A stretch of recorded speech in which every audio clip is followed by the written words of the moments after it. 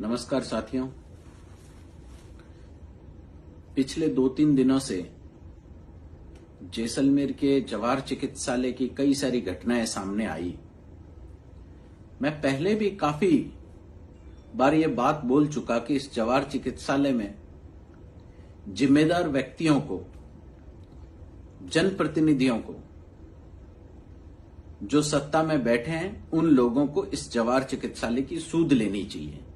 लेकिन जो जिम्मेदार जनप्रतिनिधि आज सत्ता में बैठे हैं, उनके कानों पे जूं तक नहीं रेंग रही है, न वो इस जवाहर चिकित्सालय की तरफ किसी भी प्रकार का 4.5 सालों में ध्यान दे पाए।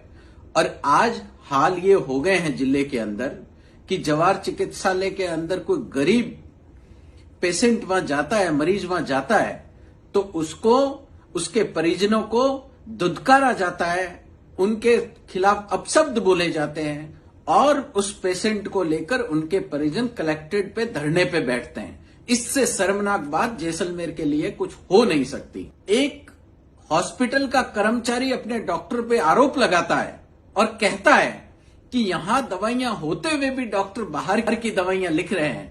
इससे शर्मनाक घटना हॉस्पिटल की हो नहीं सकती। ऑफिसर श्री जवाहर चिकित्सालय जैसलमेर ओपीडी के अंदर ड्यूटी देता हूं। हमारे जो फिजिशियन साहब डॉक्टर प्रहलाद जी स्ट्रोक होने के बाद इंजेक्शन के फिर भी बाहर के इंजेक्शन लिखते हैं और हम पे दबाव बनाते हैं, हमको परेशान करते हैं कि आपको नौकरी करनी है कि नहीं करनी। तो हम किसके पास जाएं, कहाँ जाएं, कोई सुनवाई नहीं हो रही हमारी। मैं तो आपसे निवेदन करना चाहता हूं कि हमारी इसका सॉल्यूशन करें। गरीब पेशेंट हॉस्पिटल के अंदर आते हैं, वो इलाज लेने के लिए आते हैं, न कि भटकने के लिए आते हैं। वो बाहर मेडिकलों पे भटकते हैं। अगर पैसे होते तो वो अंदर गवर्नमेंट में क्यों आते, बाहर प्राइवेट में अपना इलाज करवा लेते।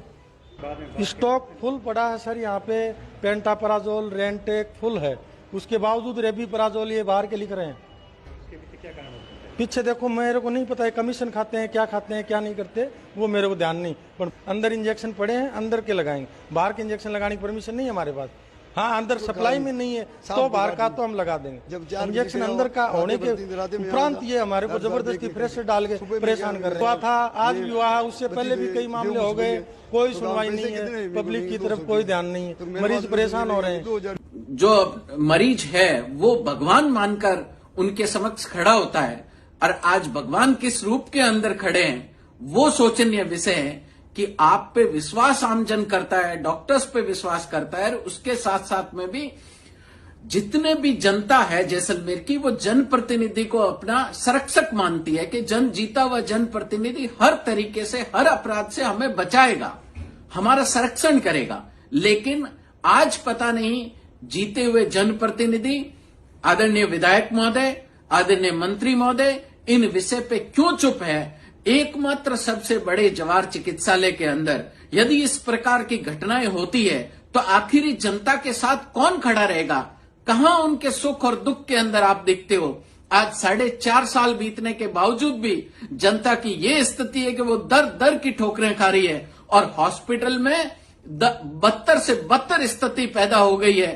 कम से कम जनप्रतिनिधियों को संवेदना जतानी चाहिए, आगे बढ़कर बात करनी चाहिए थी, पीएमओ से बात करनी चाहिए थी, कलेक्टर से डिस्कशन करना चाहिए था, इस पर संज्ञान लेना चाहिए था। लेकिन किसी भी प्रकार का संज्ञान सत्ताधारी जनप्रतिनिधियों ने नहीं लिया, और आज हालात ये है कि लोगों को कलेक्ट्रेट के बाहर पेशेंट को खड़ा करना पड़ रहा है और वहां धरने पे बैठना पड़ रहा है, और यहाँ के डॉक्टर्स पे ही यहाँ के कर्मचारी आरोप लगा रहे हैं। मैं तो ये कहूंगा कि राम भरोसे इस जैसलमेर विधानसभा को छोड़ दिया गया है।